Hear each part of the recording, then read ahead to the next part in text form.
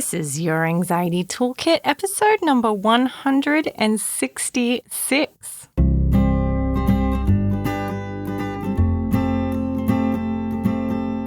Welcome to Your Anxiety Toolkit.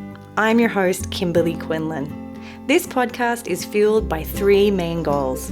The first goal is to provide you with some extra tools to help you manage your anxiety. Second goal, to inspire you. Anxiety doesn't get to decide how you live your life. And number three, and I leave the best for last, is to provide you with one big, fat virtual hug. Because experiencing anxiety ain't easy. If that sounds good to you, let's go.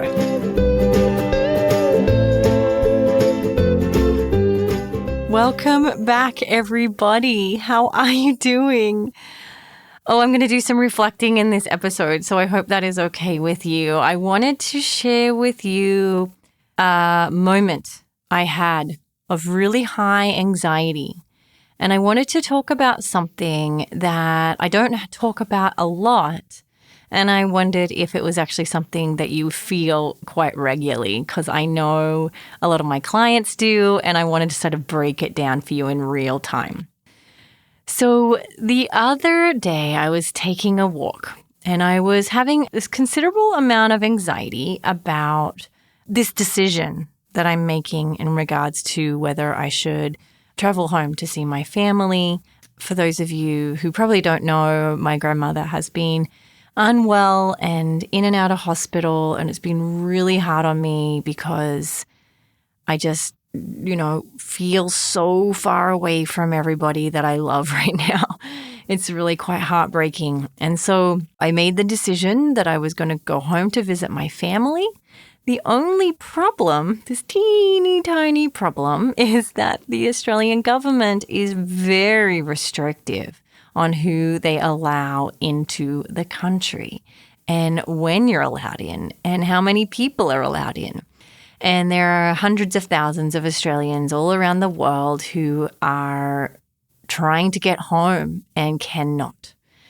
After my grandmother got sick, I made the decision to book a ticket, and I was lucky enough to get a ticket. But when you get a ticket, doesn't mean anything because you can be denied your ticket at any point. Even as you go to check in, the Australian government can deny you and you could be sent home. So I'm going back and forward after I've bought the ticket, I'm thinking, wow, I'm leaving my children. We're having an election. It's coronavirus. The numbers are going up. This is really a risky thing to do. What should I do?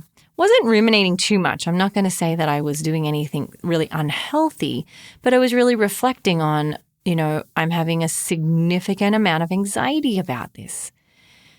And interestingly, and this is where I'm going to use this as an opportunity for you to reflect, I noticed that I was resisting the fear that I felt.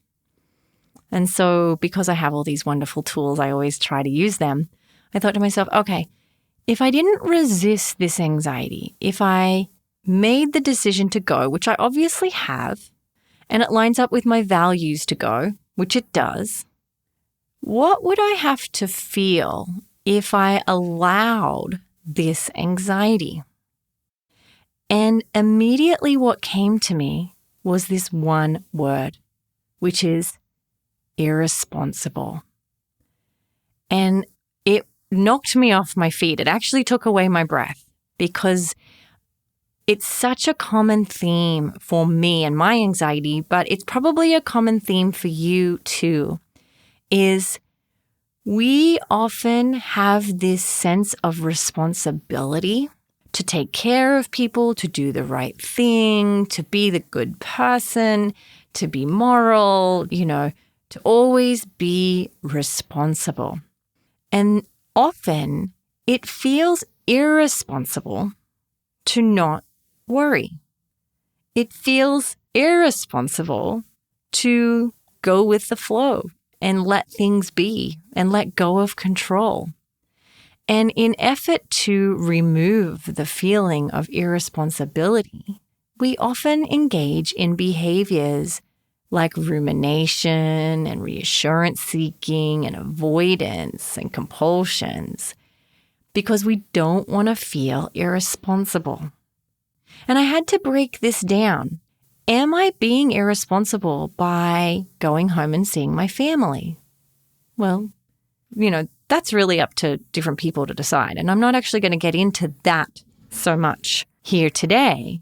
But what I am going to go into is, why do we have this sense of hyper responsibility all the time to always do things right? The responsibility can cause us a tremendous degree of anxiety. I'm making this decision to go without my children and without my husband. My husband has said, it's fine, I'll be with them, we'll have a great time. Just go and see your family, you miss them, right? And so I know the kids are going to be safe, but my mind wanted to list off all the things that I'd done wrong. A good mum wouldn't do this. A caring mum wouldn't do this. What if something bad happens? What if they need their mama? What if, right? And it's all under this theme of hyper responsibility. Because the truth is, he can handle that, but I've taken on this hyper responsible role that I am somehow the gatekeeper to all things good and all things safe to my family. That's too much. It's not healthy, right? I wonder if you do that. I wonder if you put such a heavy emphasis on yourself and put such expectations that are unrealistic on yourself to be perfect, good, the saver of all problems, the fixer of all things broken, the savior to all broken hearts. Like, is that you? And where can you step back from that? Now, I'm not saying to swing too far the opposite way and not care about anybody. That's not what I'm saying. What I'm saying here is we have a spectrum here that we can exist on, right? And when you're anxious, which I am, no shame, I have to recognize that so much of my anxiety is driven from this hyper responsibility, from this fear of being irresponsible, from this aversion to the feeling of irresponsibility. And that's key. That's key, my friends, is just because you feel it doesn't mean it's the truth. We did a whole episode on guilt about this, right? Just because you feel guilty doesn't mean you're guilty. And just because you feel irresponsible doesn't mean you're irresponsible. We sometimes have to check the facts. And in this case, what I'm encouraging you to do is to check on this hyper responsibility and see if you can tone it down to a place that's healthy, and then in return means you react in a healthy way. So here's me. I'm real time practicing this practice. I am going to practice allowing the responsibility to not be on me while I maybe, hopefully, take this trip. I'm still got to wait.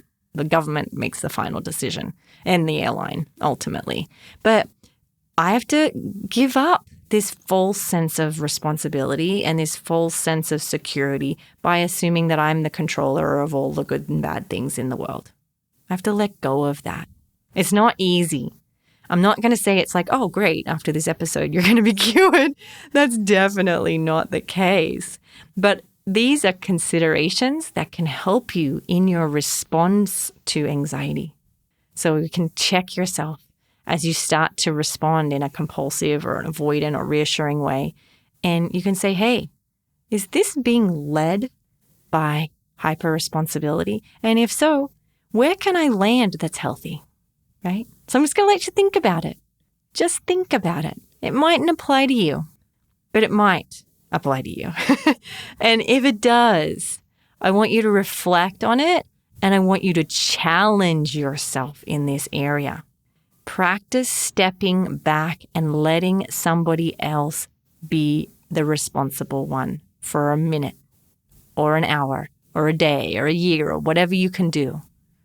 Or commit to just landing where you are for a lifetime, which is, I have some responsibilities. That's very true. But I have to also recognize where my hyper responsibility gets in my way. And that's where I'm going to work. So it is a beautiful day to do the hard thing. I encourage you to try this. I'll be doing the hard thing. You can choose to if you choose to, but it is always a beautiful day to do the hard thing. And I hope you are always challenging yourself, pushing yourself just a little bit, little squiz, right? Because with baby steps, we make big steps, and with big steps, we get into recovery. Okay? I love you guys. I hope you're having a wonderful day.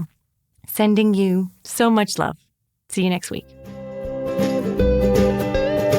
Please note that this podcast or any other resources from cbtschool.com should not replace professional mental health care. If you feel you would benefit, please reach out to a provider in your area.